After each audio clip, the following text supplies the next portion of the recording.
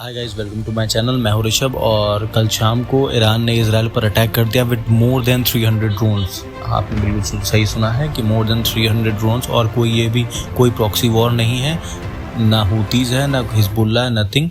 ये ईरान की डायरेक्ट जो भी रेगुलर फोर्सेस है उन्होंने अटैक किया है और ये एक बहुत बड़ी बात है। ये एक सीरियस वॉर है, ठीक है।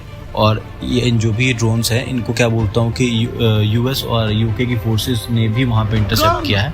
आप ये वीडियो पहले देख लो। यो अबूई على المكلتين على المكلتين خبط في دارن يا اولاد دارن يا اولاد يا اولاد देखो इस वीडियो में जो भी आपको ये जो मिसाइल सिस्टम्स जो भी मिसाइल्स गिरते हुए नजर आ रहे हैं, ये वो मिसाइल्स हैं जो आयरन डोम से बच गई हैं। जो आयरन डोम जो इजराइल का जो डिफेंस सिस्टम है जो रॉकेट्स को ब्लॉक करता है ड्रोन्स के हमले से, ठीक है। तो उससे बचने के बाद ये जो उसकी मेजर सिटीज है उसमें गिरी, ठीक है। देखो as per the Irani forces जो है उनका कहना यह है कि उन्होंने इजराइल के अंदर एक बहुत ही इम्पोर्टेंट मिलिट्री बेस को ख़त्म कर दिया है। और इजराइल ने खैर इसको ऑब्वियसली उन्होंने इसको माना नहीं है, उन्होंने खारिज किया इसको, पर ये होता रहता है, ठीक है। और इसके बाद ही नेतन्याहू ने एक बहुत ही मेरे हिसाब से बहुत ही बोल्ड स्पीच दी है अपने पब्लिक के लिए। आप ये जरा बड़ी देख लो। אנחנו פוגעים בו. אנחנו נגן על עצמנו מול כל איום. देखो इसमें यार ये कह रहे हैं ना कि देखो इन्होंने डायरेक्टली इसमें ये कहा है कि whoever will harm us we will harm them too, है ना। इनका कहना ये है कि अगर हम पर कोई अटैक करेगा तो हमारा यही प्रिंसिपल है कि हम दूसरों पर अटैक, हम दोबारा हम उसको बख्शेंगे नहीं, उनको छोड़ेंगे नहीं। तो ये देखो एक वर्ल्ड लीडर का ऐसे कहना एक बहुत बड़ी बात है, ठीक है। ये कोई इसको हल्के में और ये कोई छोटी बात नहीं है। तो अगर देखें तो इसके बाद जो बाइडन ने भी इस पर ट्वीट किया और डिफरेंट जो भी बड़े नेता था उन्होंने कहा। जो बाइडन ने तो खैर खुला सपोर्ट किया है। यूएस ने तो इजराइल का, वो तो उनकी फॉरेन पॉलिसी में हमेशा से रहा है कि इजराइल को ये कंडीशनल सपोर्ट देते हैं, ठीक है। तो इसमें उन्होंने लिखा है ना, I condemn Iran's attack on the strongest possible terms and reform America's iron clad commitment to the security of Israel. मतलब आयरन क्लैड कमिटमेंट है कि मतलब हम इजराइल के साथ कुछ भी हो जाए खड़े रहेंगे। ये जो बाइडन का सपोर्ट है, यूएस का स्टैंड है इस पे, ठीक है।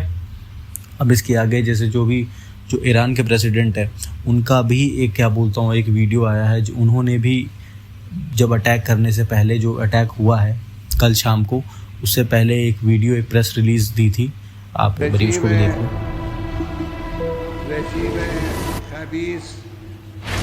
اشتباه کرد در این قضیه باید تنبیه بشود و تنبیه خواهد شد.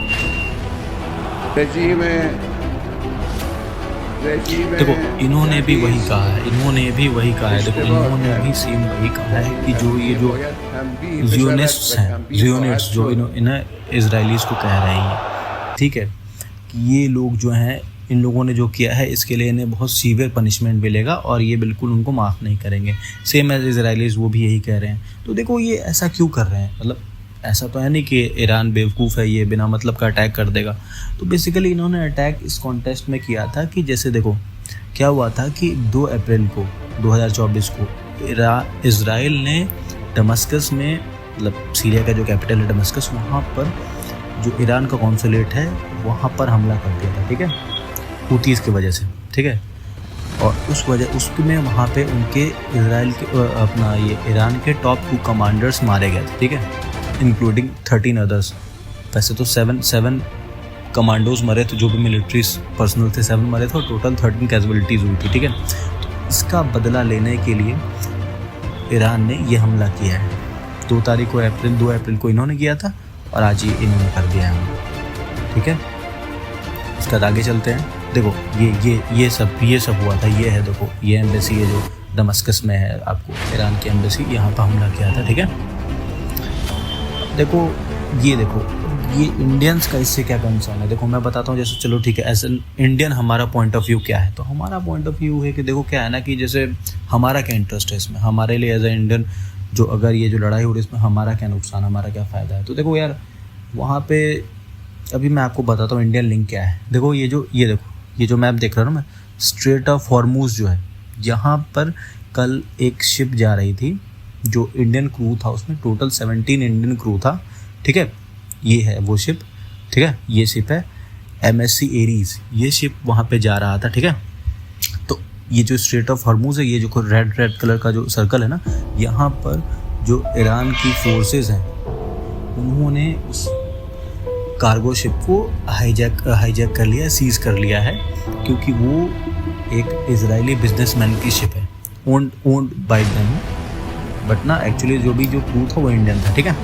पर उन्होंने उसको कैप्चर कर लिया। इजराइल ने उसको भी कंडेम किया और कहा है कि सीरियस कॉन्सिक्वेंसेज होंगे, ठीक है। इवन US ने भी इसको कंडेम किया है, पर वॉर है, you know, in war everything is possible, ठीक है। तो और आपको देखो इंडियंस के लिए और क्या क्या परेशानी है कि देखो वहाँ पे देखो इंडियंस जो हैं, मोर देन 18,000 इंडियंस जो है इजराइल में, और अभी जिस कंडीशन में इजराइल है, आपको पता है ना, पैलेस्टीन से लड़ाई हो रही है, ठीक है, पैलेस्टीन से है। आप हिजबुल्ला जो है वो आपको क्या बोलता हूँ कि अटैक कर रहा है रेड सी में। ऊपर से दूसरी बात ये है कि आपको क्या बोलता हूँ, हमास है।